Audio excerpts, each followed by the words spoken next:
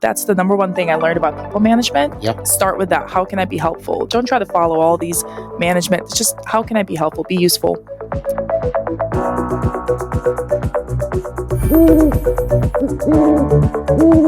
Hey, everybody in the Owwll community.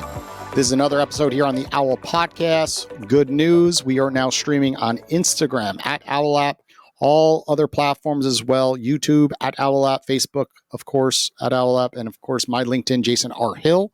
Every week, we get to interview such amazing entrepreneurs, CEOs, and experts all across the United States. They are flying into this studio, and this is our last episode of 2023.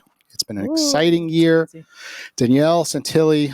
Again, we look back at this year, we're now over 50 episodes. Pretty cool, right? Oh, yeah. I was saying that today. I was going through the list. It's pretty wild. I remember the first one back in February. I think it was me. You interviewed me, which I was like, I feel like a celebrity. And now I'm like, this old thing again. But yeah. You're like a podcast pro now? Like you used to never think of yourself as a podcaster. You're always like, I was just like, I'm a musician. And now I'm like, can I add this to the resume? Check. There you go. Yeah. So I'm excited. Today we have Alisa Sheyn here, and she is a CEO of Sheyn Partners. And we were chatting a little bit before the podcast started. And I loved hearing your story, how you just decided, like, I'm just going to change my life completely and peace out corporate life. And I'm a badass and I'm going to start my own company. So tell us a little bit about that journey and how you got inspired to start your own company. Well, I've spent a long time in tech, worked in just about every role and got to really learn how big companies, small companies work, what kind of challenges they're facing, where things break down with people and processes and technology and all of that. And I was really proud of the experience I've gained, got to know a lot of people. And I think I got to a point where you're always learning, but I'm not sure I was learning as fast as I was really wanting to. I was heading up product for a company out of Boston. I've headed up product for a couple different teams up then, primarily out of Boston. And at the same time, this opportunity came along and somebody was just looking for consultancy. And my first thought was not, how am I going to make money off this? It was like, how am I going to help people? What value can I provide? So I started working with this company pro bono and just started offering them advice on how to build a product, where some of the common pitfalls may be. At the same time, I was working as an executive for a technology firm out of Boston. And at one point they said, Alisa, this is awkward, but can we pay you at this point? Like where you're showing up to all of our meetings and, you're providing a lot of value. So that kind of continued at the same time as I was working in tech. I think that's, before we go into detail, I think that's so important for people to hear because so often people are always requesting money first. Yep. And they think their value's up here. 100%. And then what ends up happening is they miss these big opportunities. I tell that to people all the time in the Owwll app. I'm like, you're charging $50 for your service, but no one knows who you are. I'm like, your schedule doesn't seem filled. When I talk to them one-on-one, they're like, I'm like, what's your biggest struggle in business? Like, I just don't have enough meetings. Yep. I'm like, lower your price from $50 to $10. I'm like, no, but I want to devalue myself. Or even $1. Like I'm nothing. always saying, like, what you're talking about is like, do some pro bono work on the side that has upside potential and to see where it leads.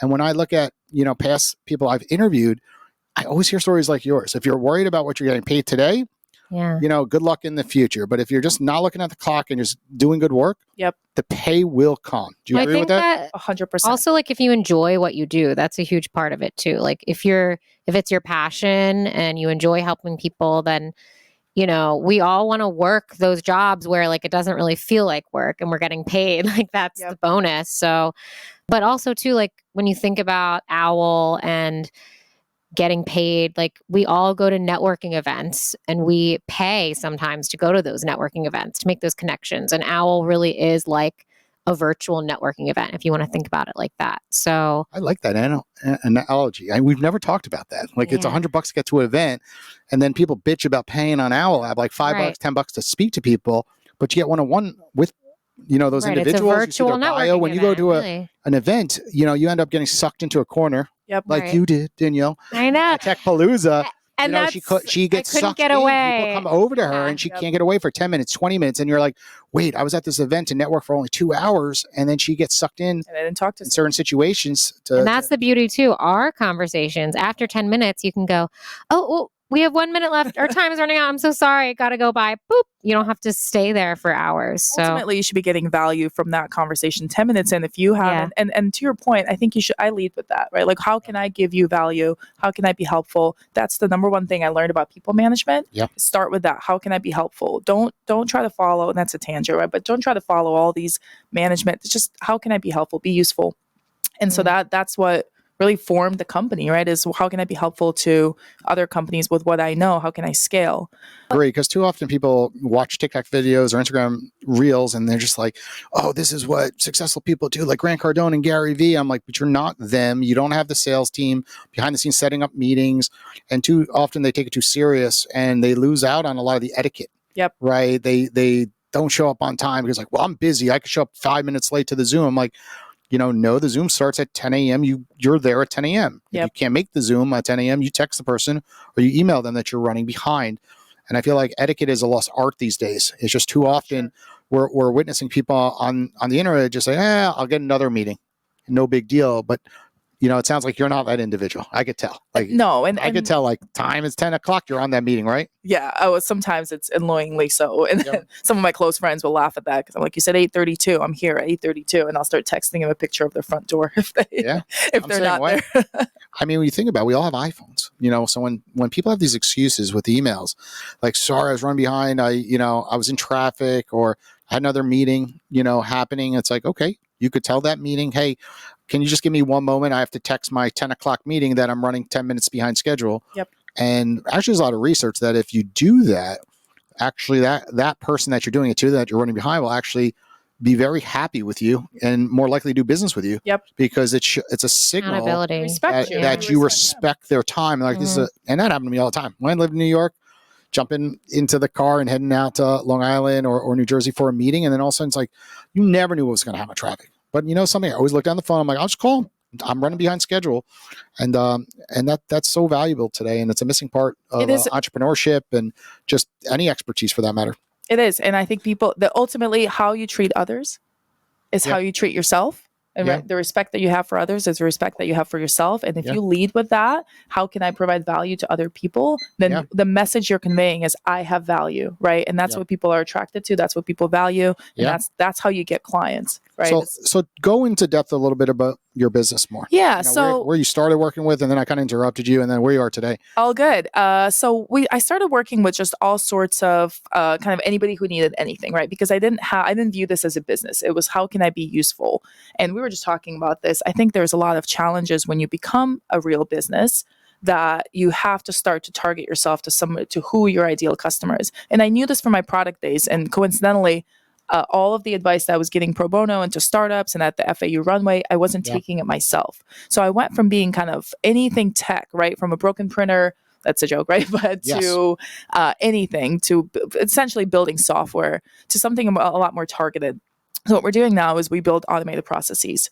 And so we'll look at a business, we'll look at where there's an efficiency. And you'll be surprised how many businesses, especially SMB, mid-sized businesses, that are just keying in data and manually having, moving things from a folder to a folder or scanning, we wait for Bob to scan a piece of paper and then, Jenny oversees it and she keys in here. And these processes are taking up so much of people's times. They're eating up teams and companies are losing money. And in this economy, I found that that's so critical right now that concept was, there was no other convincing I need. I'm like, so do you work with 0 to 5 employees, solo entrepreneurs? What is your sweet spot these days? 50 to 200. Oh, so a lot larger. Oh, wow. Yeah, because what we're looking for is redundancy and repetitiveness, right? And so if you're in a 0 to 50 range, you're probably doing a little bit of everything. And every entrepreneur can attest to that, right? You're wearing 10 different hats. But once you get into that kind of 50 and above, you're starting to have people who their whole job is just to refresh, this folder or check for this email or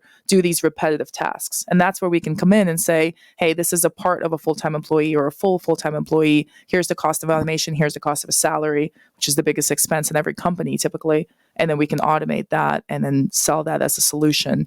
And in turn, the company... It's actually funny you're bringing this up. I just had a meeting with the folks over at Salesforce, CRM, and a couple of them are on the app right now. Yep. Of course, because I'm like, you got to get into Owwll. I'm like, all these people on this platform typically are running a business. Because a lot of times they'll have a 9 to 5er, right? But then they're working on a passion project and they're a solo entrepreneur, yep. right? And they need a CRM.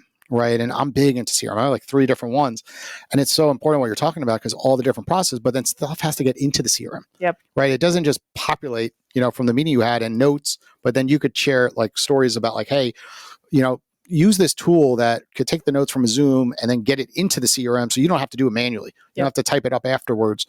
And there's so many tools out there and whatever amount you make on that project, you're like, look, I'm saving you X, immediately from these tools that you didn't realize existed because there's just too many tools. Yep. Right. I think you would agree. Like, it's just like the pace of technology is out of control right now with AI solutions. Everyone's like, oh, use this, but everyone says the same 4 things like ChatGPT, right? And we just had a tech conference and everyone would just say the same thing over and over again. And I just looked at Danielle and was like, but how do we use these things? Like, no one's really showing it to us, right? No one's sitting us down and saying, Jason, this is what you should do for Owwll. This is going to help your team, bring in more downloads and just save you so much time to focus on what you do best, which me and Danielle are good podcasters, right? That's what we do best. Yeah. And well, I'm not sure if there's a way to automate and replicate you as a human, Yes. but there might be one day. No, there is actually. I was over at the Levan Center of Innovation. They literally, it's like $20,000 and they could take a whole thing in this special cube thing that they have. And then you could start pushing it to another AI tool to actually create videos of you. So actually, I love that. I love that. So when you were talking about your niche and your ideal clients, who are those exactly? So if you look at all the different industries and where innovation hasn't quite reached those segments, there's a lot of healthcare, there's a lot of manufacturing and kind of that very labor intensive type of industry. So we work a lot with manufacturing clients, healthcare, behavioral health, doctors. And how did you determine that to be? I think I was thinking a lot about where the economy is headed. And there was a big push, right? And there's been a lot of instability. It's the election year. There's a lot of different macro trends that are happening. And at the same time, and you just brought this up, Gen AI has swept the world, right? Everybody's talking about ChatGPT, generative AI. How can we leverage that? So there was this interesting push of advancement in technology and skill set and people who are talking about ChatGPT and all the other similar tools and where the economy is going and what industries aren't really going to be touched or impacted. There's always going to be manufacturing. There's always going to be healthcare, right? And so I was facing the same challenge of how do I become more targeted, right? How do I stop wasting all of my efforts on marketing and outbound sales to marketing? Essentially, somebody had told me this once. They go, so who's your client? Anybody with a computer? Yeah. Like, yeah, I think you're right. Yeah. That was like a big aha moment for me is I need to figure out what's happening around me and what my skill sets are internally and then target it from there. Why does everyone struggle with that, you think? Because so often it's so obvious. Everyone goes to, business school and they're like, pick a niche, and then eventually everyone comes out and they're like, I know it, but then they always go general. And when you look down at the Owwll app, we're here to help everyone on the Owwll app with this answer that she's about to provide. It's like, narrow it down. Right. Yeah. What is it? If you're working with 50 to 200 type, mid-sized businesses, like what types, right? And you mentioned it right there, like the healthcare field, because they're never going to run out of money. Everyone's always going to run into health situations and they always, can write checks, of course, right? Same reason why some people work only with lawyers, right? Because lawyers will always be able to write those checks. Obviously that could slow down with ChatGPT, but I doubt it, right? Because now what I'm seeing is like there's more issues because people are using ChatGPT to everyday businesses. Yep. And these everyday businesses are like, what am I getting? That happened to me recently. Yep. And then all of a sudden it's like, I know they're using ChatGPT, but then you have to take it serious. So then you have to speak with an attorney, which is what I'm doing. And then the attorney has to be like, oh, no. Like, this is bullshit. Like, don't worry about this or that. But, when it comes to niche, what do you recommend? Because you went through this struggle yourself. Like in our community, a lot of people, you see this with coaching specifically. What would you recommend? How did you break through? I think my biggest learning, and I've thought about this for a long time, so I'm happy you're asking that, is scarcity mindset. And if you have that scarcity mindset that you have to take every lead, every opportunity, every contact that comes your way, you become that. You become everything to everyone. And therefore you're nothing to someone, right? Because you're just, you're generic, right? What's your skill set?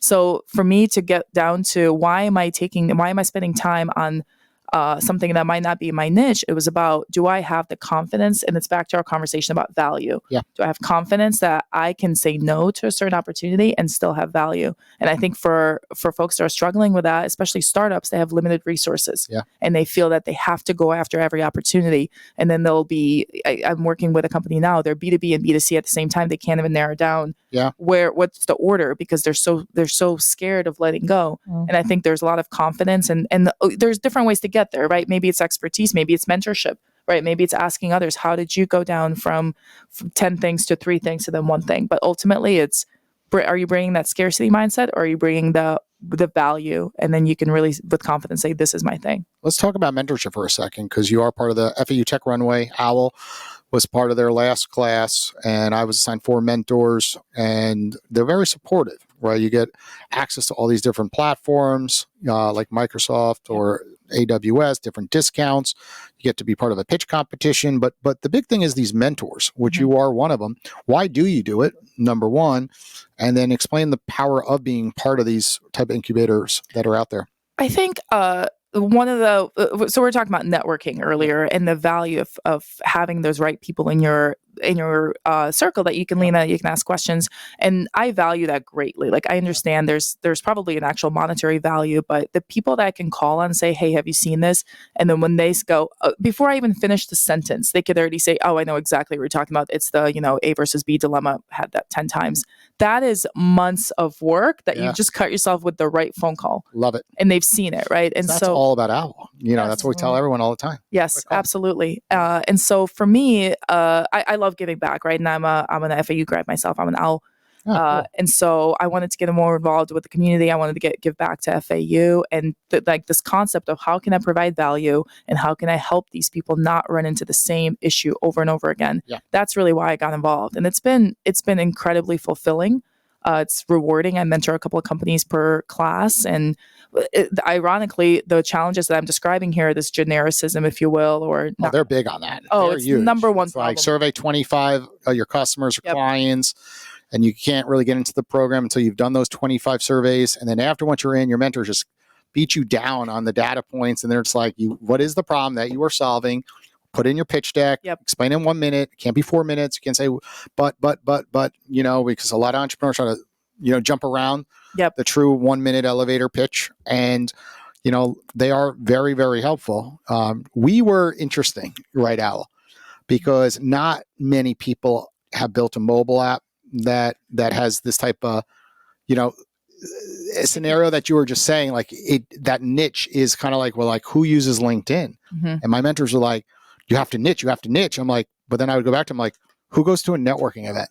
And you're like, a lot of different type of people go to a networking event. And you're like, who networks? And you're like, a lot of different professionals network. Yep. So it was always a struggle. And technology and apps is developing so quickly that it's hard, because if you're not building a mobile app right now, it's like, the policies are changing so rapidly, and it takes so much time to build, and it's so darn expensive. So it was actually really interesting with our mentors, just bouncing around ideas, but it does come back to problem solution. Yes. And of course the user experience, where if you could get a user that just feels value, the second they enter that app, and then, and we're still struggling with that today. That's why we're continuously improving. We created the Owwll Connection Hub, where you could post similar to a typical chat form, but post a need, and then we could go in there and tag a person like yourself, because now we know each other. And now I can say, you two should speak. You guys are going to hit a home run together, and then potentially it could be a customer for you. Yeah. And leads are very important in business, of course. Yeah. And it's not one-sided. Like I have a list of people that are my mentors in my personal life. There are mentors as a parent. There are mentors as an athlete. And I think and I've said this to her, there's true value to that. And a lot of the mentee companies, the venture companies, occasionally they don't know what to ask a mentor, and it becomes this like teacher like dynamic of what is it that you're expecting of us.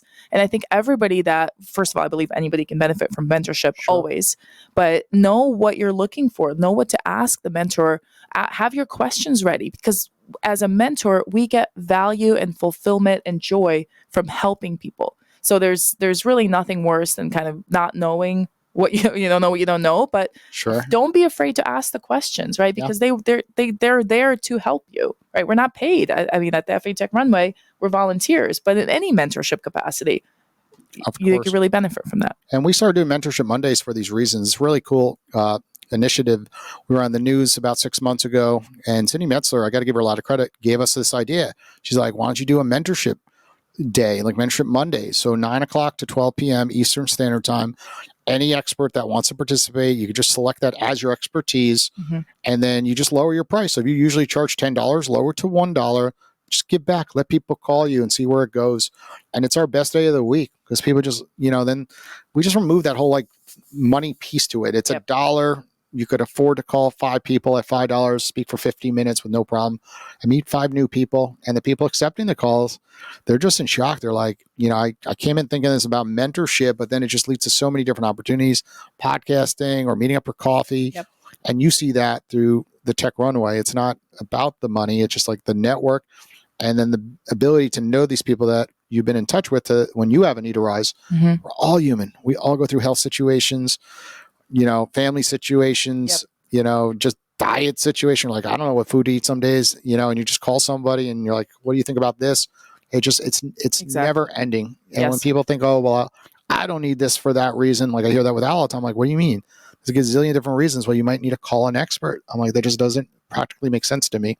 They're just stubborn. They're not willing to learn something new, of course, at times. True. Or they're not valuing their own time enough, and they think that spending those 100 hours is somehow worth less than, let's say it's $100. Let's say it's $1,000. Look at that. Is your time worth more than $10 an hour? Probably, right? Yeah. So I would pay any money for that advice that's going to save me time, because that's the one thing that you don't get back. That is true. That is true. It's a scarce resource. And folks like Danielle, she's juggling so much. She works with the Owwll brand. She's head of our brand ambassador department. So definitely reach out to Danielle if you want to become a brand ambassador. But I witness her just like writing music, teaching music. Then she does gigs down here in South Florida. And it's really cool because I see her use the Owwll app so much. And she's like, this is a no-brainer. I've got to and share some of these stories. It's important for listeners here, like getting gigs with like Ron Saunders, right? When he came on the Shrimp Tank podcast, and then you saw him go live, and then just tell those stories about what have come out, just calling people in the car, literally. No, I mean, I have like stories about my industry and also not even related. Like, I mean, the Ron Saunders thing, like he was on the Shrimp Tank. Jason said, oh, he does this event every year at his house with Nashville songwriters. I knew that I wanted to spend a long period of time in Nashville. And I thought this would be a great opportunity to meet, some of these people are Grammy nominated songwriters, make the right connection. So I called him.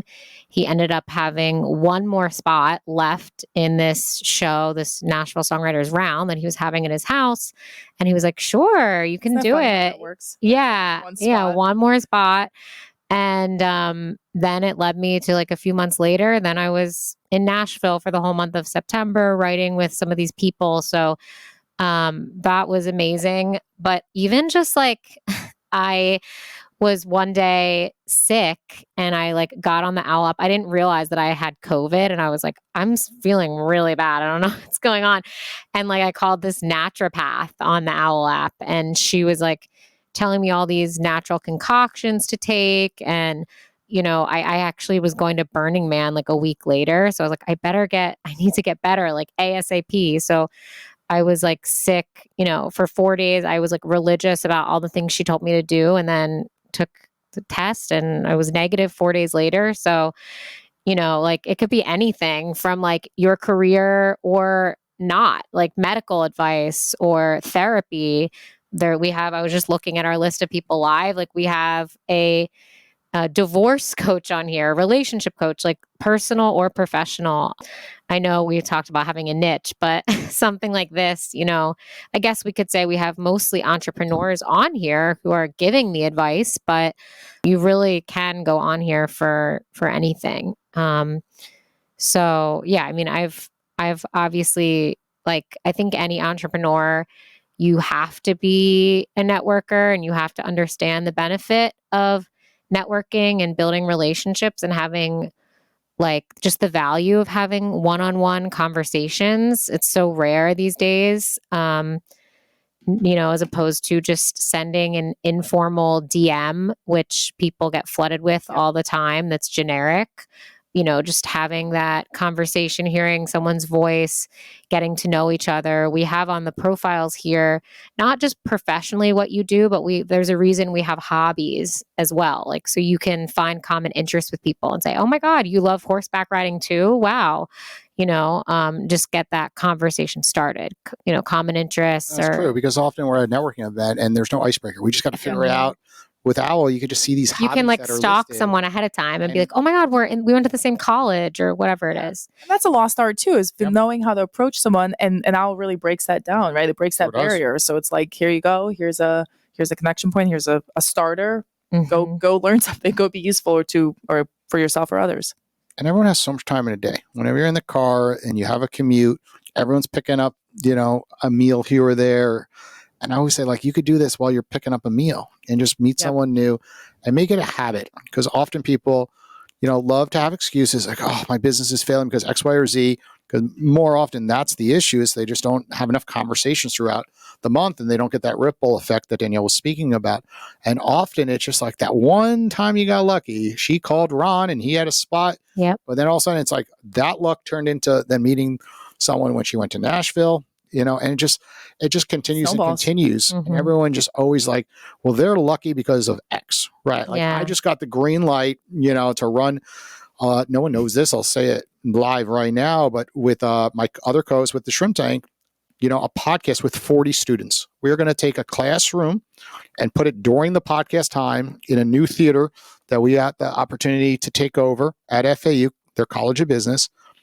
And it only took 275 shows, to prove to them that we were worthy of doing this. Yeah. But now we have this opportunity of a lifetime. There's no such studio that I'm aware of in the world that does that with a college. And how cool would this be that these students are going to get, to ask these entrepreneurs live questions like we are doing right now. Imagine 40 students being that's amazing right here doing the show. And then during the show, they're asking questions. But it took that first call to FAU to say, would you want to do a podcast with me and walk through those doors and just ask? Yep. Right. And Owwll enables you to ask, which we're about to do. We're going to call some people. So if you're listening live, go live on the Owwll app. If you're not on Owwll, download it. Head to App Source, 2 W's, 2 L's. And every week we call people live, bring right into the show. And that's the beauty of it. It's like everyone's like, oh, but I don't know about that person. I don't know if I'd have anything in common. It's like, they're all human. Just call them and see where it goes. And then nevertheless, people are givers. They're going to want to support you. Like, oh, you know who you should speak to? This individual on the app, they would be a perfect fit because they're not the fit, but they've talking to the perfect fit. I love that. And that's what the Connection Hub is going to be all about. So, Yamila, can you hear me? Hello. Yes, I can. How are you doing? Good. So you are actually live on the Owwll podcast right now. Oh, wow. Hello. What's up? Yes. This is Jason Hill with you as well. How's everything going? Hey, Jason, how you doing? All good, all good.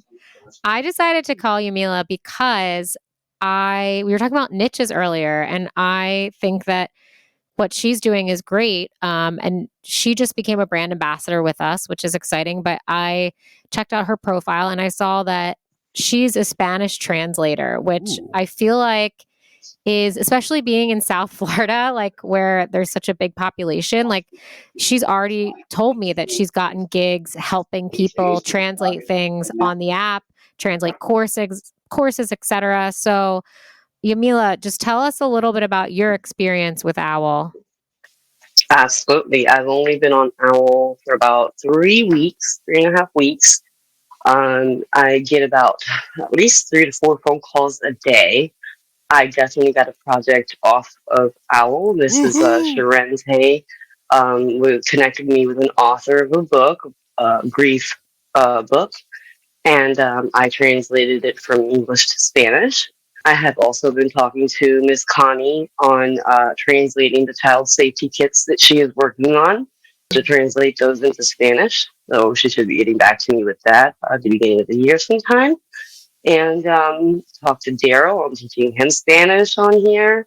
There's quite a few people that call me on a regular basis. So I just you just reminded me of my New Year's resolution, which I failed at, was to get better at Spanish. So now maybe I need to, I have like a few weeks left, but it's been, I never did. I was going to download Duolingo and I I just never did it. But now I know you're here and I can call you. Yeah, definitely. I was looking into all these different like apps and stuff to teach Spanish, and I'm like, they don't teach the beginning fundamentals. You got to teach the alphabet first. You got to I'm learn the always alphabet, the pronunciation. I'm always a proponent of working with a human. I don't care what they say about AI. Like YouTube how-to videos, I'm like, no. I just want to talk to a person. I want to be able to ask my questions like on the spot. It's so much easier that way. Do you have any questions? Our guest today is Alisa. She's the CEO of a company that does, let's see if I get this right because I'm not techie, but I guess she's a consultant for technology, product processes. Sure. Yeah. Again, not my industry, but do either of you have questions for each other? We'll put it that way. Well, I want to build on what you had just said. Yeah. In living in South Florida, Spanish is common. Mm-hmm. How do you distinguish yourself? And do you narrow down to a specific type of content, or how does narrowing down help you stand out? Well, I think narrowing down, like basically, like, okay, Spanish has multiple dialects. Like you have different types of Spanish. You have Spaniard, you have Colombian, you have Venezuelan, you have Cuban, Puerto Rican, Dominican, etc. Basically, what I do is I teach the fundamentals of the regular, normal Spanish that we can all translate and we can all relate to. Even though you're from a different area, you can definitely understand, the basics.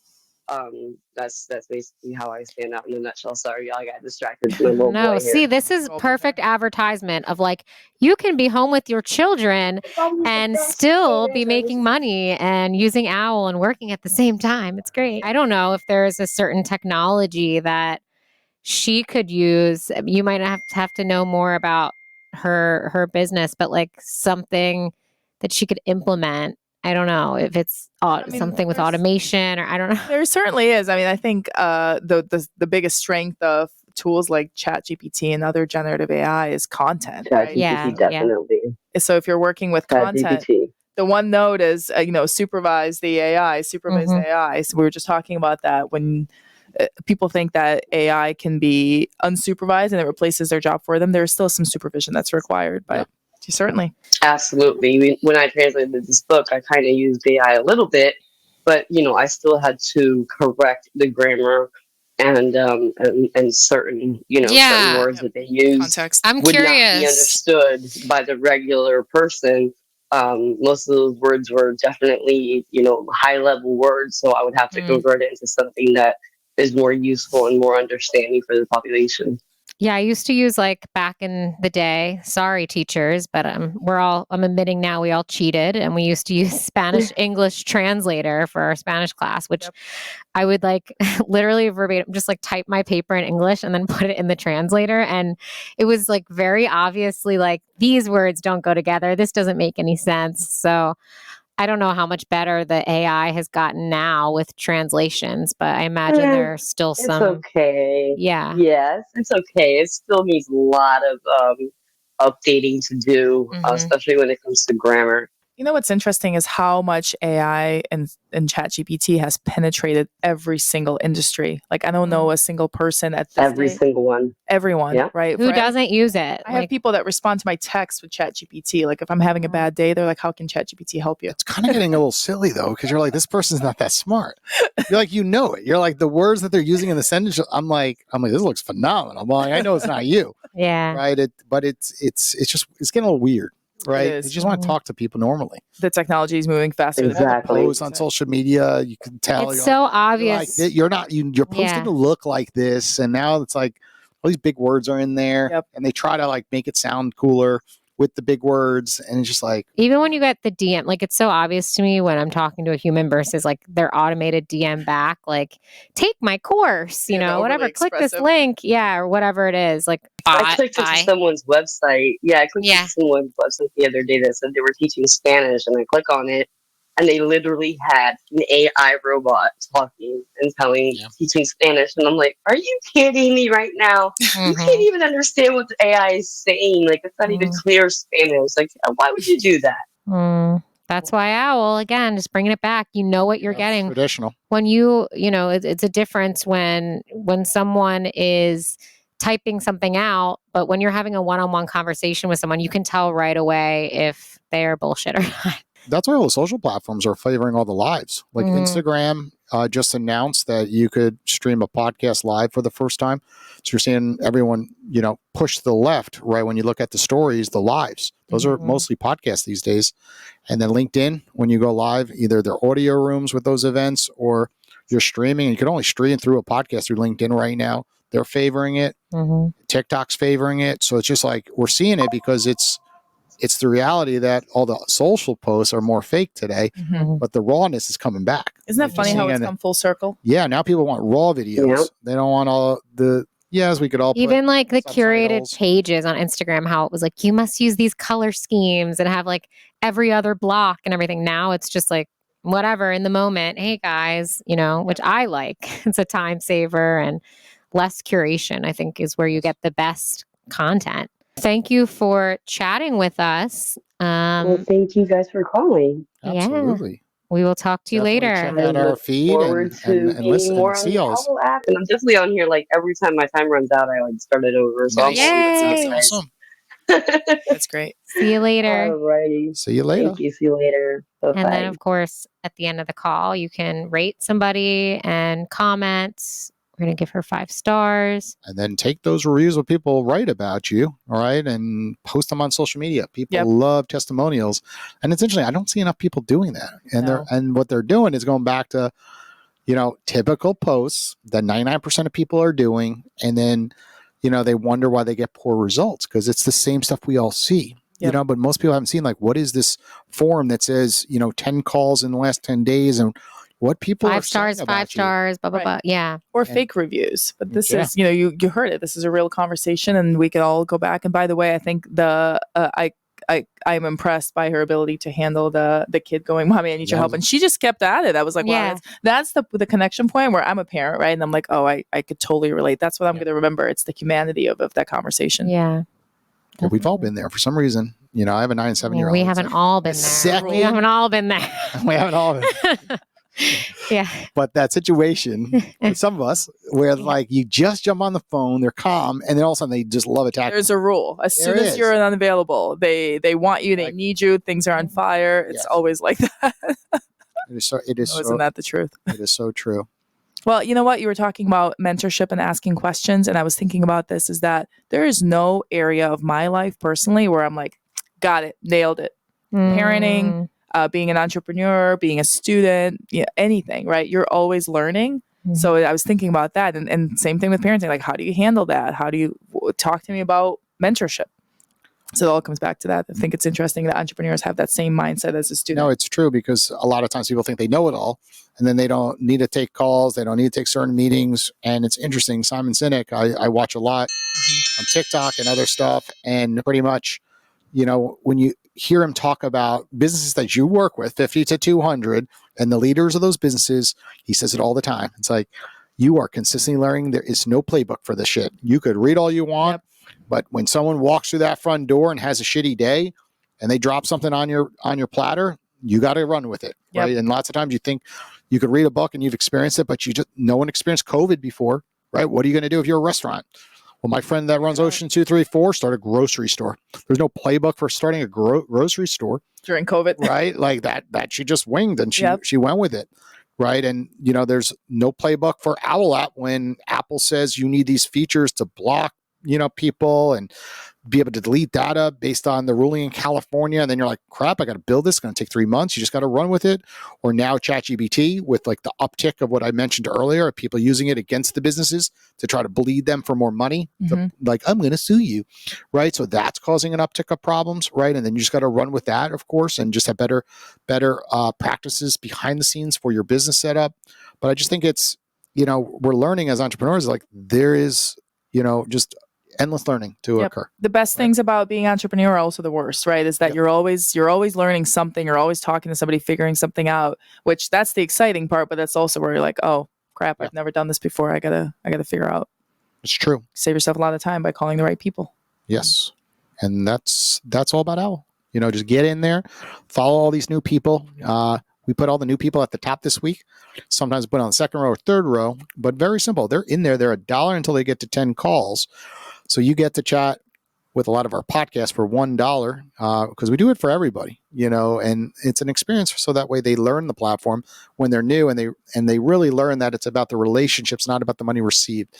Too often people come to our app and hear money, and then they're like, "Ooh, I want to charge a lot of money," but then they then get so stuck on that. And like Danielle actually pinpointed earlier, it's like you don't go to a networking event and say, "I'm not talking to you unless you pay me $10." You say you go to the network and you pay them, right? You pay to get into the event, hundreds of dollars often, and lots of people love the ones that are more expensive because that means it's better quality people, Perceived value, yep. right? So on Owwll, if you call someone that's $50 or $100 and they got 500 reviews, probably there's some opportunity there. Right. And, don't be penny foolish all the time and always be like, well, they're too much. I don't know if I'll get enough value out of it.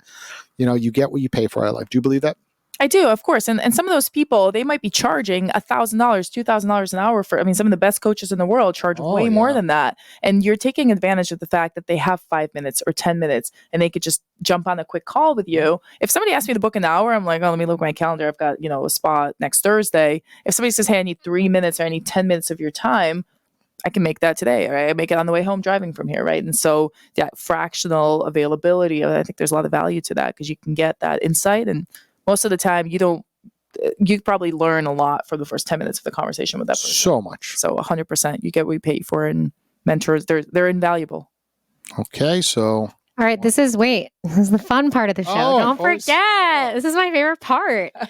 The bet.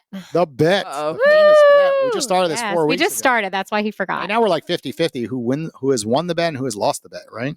No, I think It's we way won worse. We every won like time. So hopefully you seem like a go-getter and you seem like someone who follows through and you're on top of your shit. So I'm just going to say it. So I don't know how much time you have. I know it's the holidays right now. So maybe we make this for the new year. Yep. But typically we do these bets. So usually we challenge our guest to make 10 calls on Owwll in a week. So you have a week to make 10 calls. If you make the 10 calls, then we owe you something. So make, not receive. Very important. Yeah, make. You have to get in there and call outbound. Yeah. So it sounds easy, but often then people are like, do I want to put myself in an uncomfortable position? Yeah, because so far, that they don't know. 4 out of 4 have failed. I struggle with that. 4 out of 4 have failed. 4 out of 4 have failed so far. None of them really upping the ante on the, I'm a challenge. So I can tell. I'm like, ooh, oh yeah, yeah. So maybe you'll be the one winner out of everyone. But so we can offer you. So I already have an idea of what I want you to give us. I know the offer. I know the offer Too. Fine, you go. I'm going to put a pretty good offer out there. I just announced during this show that our new studio is at FAU, right?